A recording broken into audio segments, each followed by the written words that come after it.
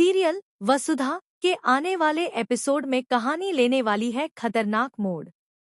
अब सामने आएगी हनुमत की वह सच्चाई जिससे कांप उठेगा पूरा परिवार।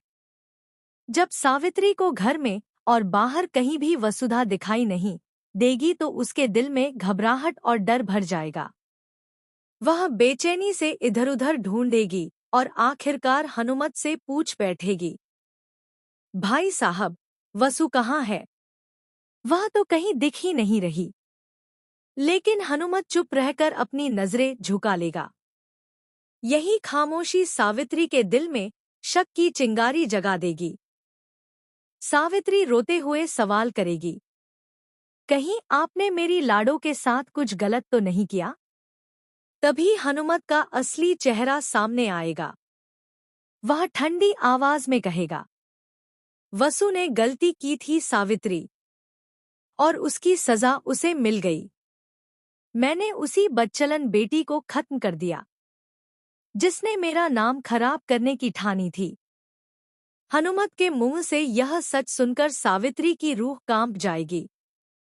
वह चीखते हुए कहेगी, नहीं भाई साहब, वसु निर्दोष थी। उसने कुछ भी गलत नहीं किया था। आपने बहुत बड़ा पाप कर दिया है। रोते बिलखते सावित्री वहां से भागकर बाहर आएगी और रास्ते में चंद्रिका और देव से टकरा जाएगी। उसकी हालत देखकर दोनों दंग रह जाएंगे। चंद्रिका घबराकर पूछेगी, सावित्री, आखिर हुआ क्या है? तुम इतनी डरी हुई क्यों हो? तभी सावित्री टूटकर हनुमत की असलियत बता देगी। उसके शब्द सुनकर देव के पैरों तले से जमीन खिसक जाएगी। देव को यकीन ही नहीं होगा कि काकूसा अपनी ही बेटी की जान ले सकते हैं। देव गुस्से और सदमे में कहेगा, नहीं मासी, आप झूठ बोल रही हैं। काकूसा तो वसु से जान से भी ज्यादा प्यार करते हैं। अगर वसु को हल्की सी चोट भी लगे तो वह बेचैन हो जाते हैं। फिर वो उसे कैसे मार सकते हैं?